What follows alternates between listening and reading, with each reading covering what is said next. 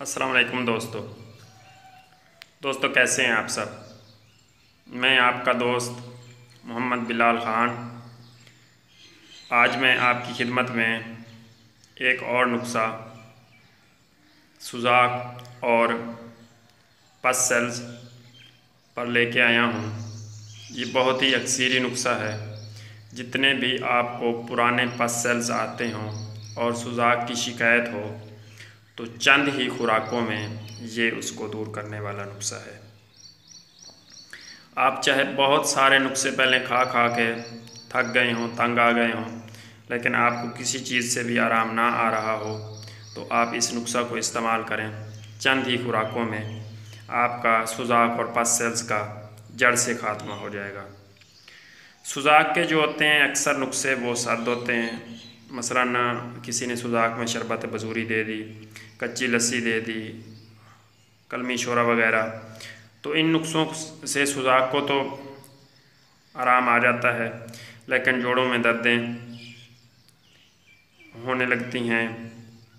तो आज मैं आपको ऐसा नुस्खा बताने जा रहा हूँ जो कि जोड़ों की दर्दों को भी बहुत फ़ायदा करेगा और पुराने से पुराना सुजाक जितना भी चाहे पुराना हो तो इसकी चंद खुराक खाने से आपको आराम आ जाएगा। तो मैं अब वीडियो को लंबा ना करते हुए चलता हूँ इनके अज्जा की तरफ कि इसके लिए आपको किस किस चीज़ की ज़रूरत है और आपने इसको बनाना किस तरीके से है। तो इसको बनाने के लिए सबसे पहले जो चीज़ चाहिए हमें वो चाहिए मेंसेल्स। इस तरह की मेंसेल्स मिलती है, वो आपने असली लेनी है। एक वैसे ही बुरा सा होता है जैसे इसके ऊपर लगा हुआ है ना, इस तरह चूना, ये जो गेरू की तरह से ये लगा हुआ है, ये आप इसका पाउडर ना लें, डली वाली मेंसल लें इस तरह की जो अच्छी हो। तो इसको आपने मुसफ़ा कर लेना है, शुद्ध कर लेना है। तो इसका शुद्ध करने का तरीका भी वैसे है जैसे आप हड़ताल वर्किया को करते हैं, तो आपने उसी हिसाब से शुद्ध कर लेना है। तो अगर किसी को पता ना हो तो मैं यहाँ भी बता देता हूँ, अगर आपने हड़ताल वर्किया भी करनी हो तो आप इसी तरीके से कर लिया करें। तो सबसे पहले आपने मेंसेल्स ले लेना है 40 ग्राम 50 ग्राम, जितना भी आप शुद्ध कर रहे हैं तो 50 ग्राम तक ले सकते हैं। तो आपने उसकी छोटी छोटी डलियाँ बनाकर चने के बराबर या उससे कुछ थोड़ी बड़ी, तो आपने किसी कपड़े, सूती कपड़े में बांध कर, सफ़ेद रंग का हो तो अच्छी तरह से आपने उसको बांध कर एक पोटली सी बना लेनी है। पोटली के बाद आपने उसको किसी लकड़ी वगैरह या कोई लोहे का आपके पास सलाख हो या सरिया वगैरह, उस पोटली को लोहे के उस सरिये के साथ बांध कर ऊपर से आपने उसको उस बर्तन में लटका देना है, ताकि वो जो पोटली हो वो दरमियान में लटकती रहे, नीचे पेंदे तक भी ना जाए और ज़्यादा ऊपर भी ना रहे, तो वो दरमियान में ही रहे। उसके बाद आपने उसमें चूने का पानी डाल देना है।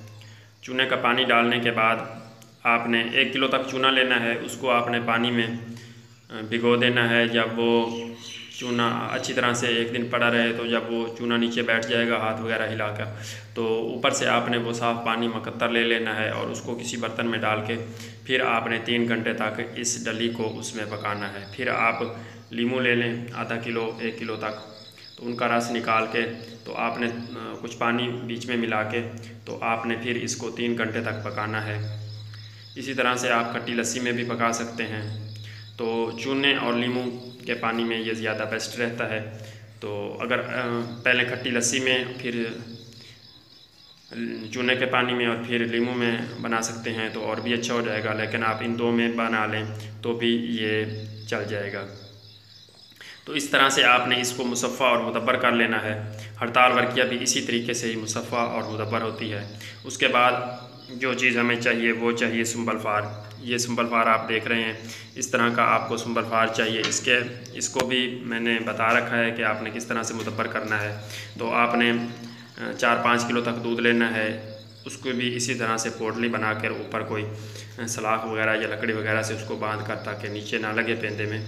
तो आपने इसको 3 घंटे तक हल्की हल्की आग पे पकाना है। जितना दूध कम हो जाए उतना आपने ऊपर से और डाल देना है, ताकि आप एकदम से दूध ना डालिएगा, क्योंकि इसकी वजह से ना दूध उबलने बहुत लगता है, फूलता है। तो आपने बर्तन को अच्छी तरह से पार नहीं देना, क्योंकि वो आपका जो दूध है वो सारा नीचे गिर जाएगा। जितना कम हो उतना ऊपर से आपने और डाल देना है। तो आगे मैं इनको मुसफ़ा करूँगा तो इसकी आपको लाइव भी वीडियो बना के दिखा दूँगा, अगर किसी मेरे भाई को फिर भी समझ नहीं आ रही।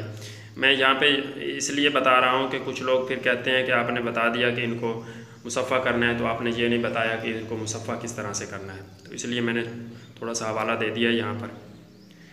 तो उसके बाद जो चीज़ चाहिए वो आपको चाहिए सद्दफ़ मरबरीद, वो मैंने यहाँ पे नहीं रखी हुई। तो वो बड़ी सी एक छोटी होती हैं, सिप्पी भी जिसको बोलते हैं, एक छोटी होती है एक बड़ी होती है जिसमें से मोती निकलते हैं और समंदर में पाई जाती है, उसको सद्दफ़ कहते हैं। सीप भी कहते हैं, बड़ी सीप, और सद्दफ़ मरबरीद भी कहते हैं, सद्दफ़ सादिक भी कहते हैं, जिस नाम से आपको मिल सके तो वो आपको चाहिए। उसके बाद चाहिए गंधक आंवला सार। एक गंधक आंवला सार ये होती है जो बाज़ार से मिलती है, इस शक्ल में मिलती है आपको। तो आपको ये कभी भी किसी भी नुस्ख़ा में इस्तेमाल नहीं करनी चाहिए। आपको गंधक आंवला सार ये इस्तेमाल करनी चाहिए जो शुद्ध की हुई हो, मुसफ़ा की हुई हो। तो इसका शुद्ध करने का तरीका ये है कि आपने घी लेना है थोड़ा सा, उसको आपने किसी बर्तन में डाल के तो ऊपर इसको कूट के उसके ऊपर डाल देना है, बिल्कुल हल्का सा घी हो। तो जब ये पिघल जाए तो आपने इसको दूध में गिरा देना है। दूध में गिराने के बाद फिर ये इकट्ठी हो जाएगी, फिर आपने इसको तोड़ के फिर उसी बर्तन में डालना है। थोड़ा सा घी नीचे लगा दें ताकि बर्तन थोड़ा बहुत तर हो जाए। तो फिर आपने ऊपर इसको पिघलने देना है। जब ये पिघल जाए तो फिर दूध में फेंक देना है। इसी तरह से आप 7 बार करें और दूसरी बार आप दूध बदल लिया करें। तो इस तरह 7 बार करने से ये जो आपकी गंधक है ये बिल्कुल मुसफ़ा और शुद्ध हो जाएगी। ये जो चारों चीज़ें हैं ये आपको चाहिए 1-1 तोला। उसके बाद कलमी शोरा है, इसको भी आपने शुद्ध कर लेना है। वो मैंने पहले भी कई वीडियो में बता चुका हूँ। तो आपने इसको अगर आधा किलो ले रहे हैं तो 1 किलो तक पानी डालें, एक उबाल दे लें। जब ये अच्छी तरह से बीच में घुल जाए तो फिर आपने इसको फ्रीज़र या फ्रिज में रख देना है, या अगर सर्दियाँ हों तो आप ऐसे ही इसको बाहर रख दें।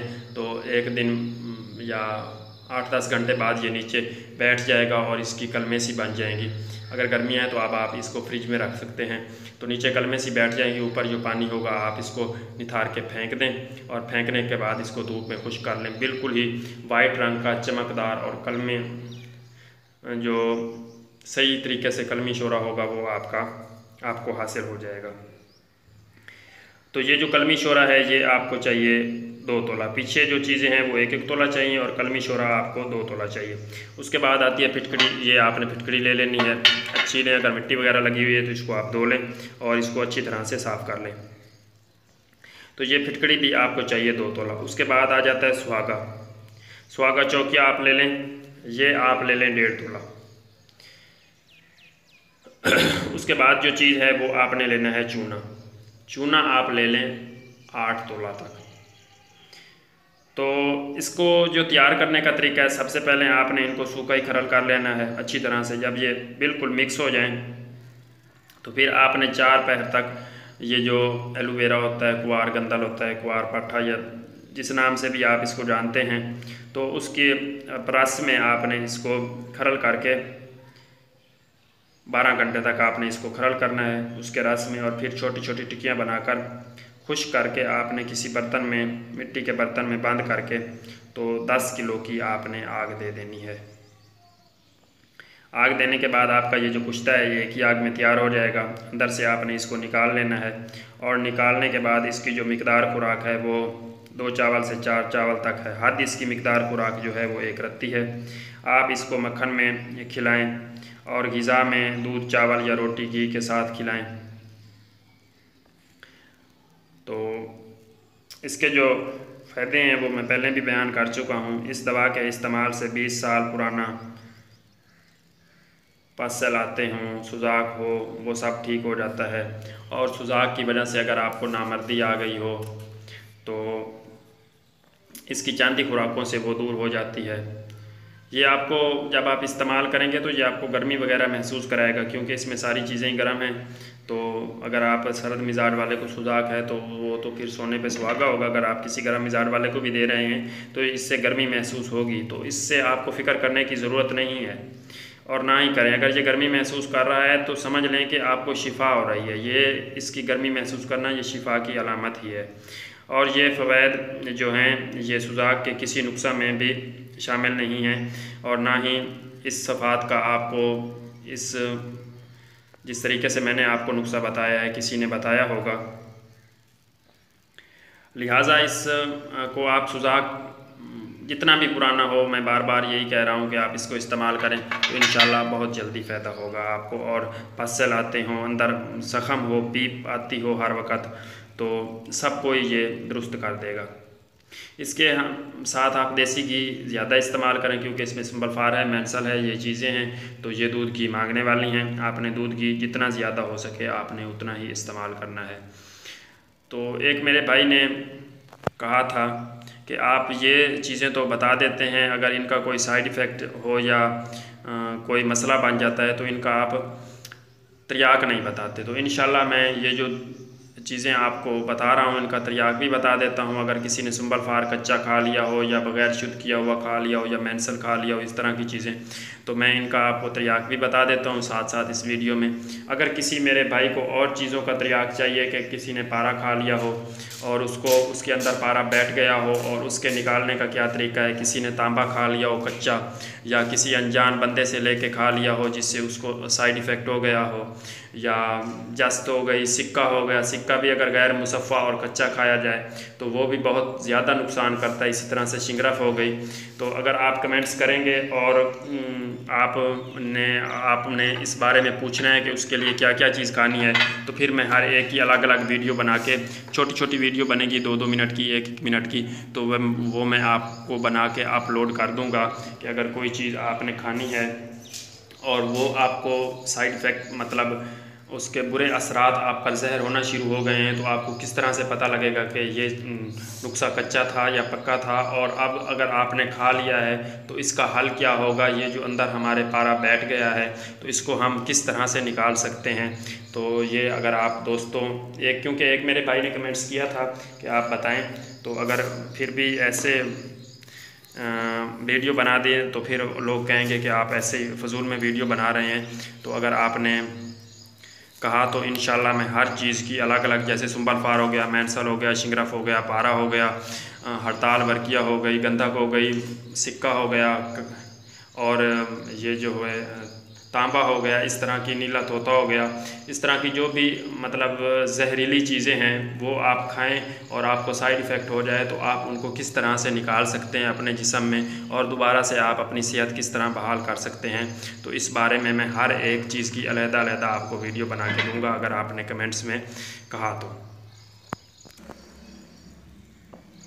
और ये जो गैर मुसफ़ा या बिल्कुल बग़ैर शुद्ध किए लोग ये मेंसल इस्तेमाल कर लेते हैं और सही तरह से या कच्ची रह जाती है किसी वजह से, तो ये पथरी भी पैदा कर सकती है। इसी से सुजाक भी हो सकता है आपको, और कब्ज़ पैदा करती है। आपकी जो हज़म करने की ताकत है उसको बिल्कुल कमज़ोर कर देती है।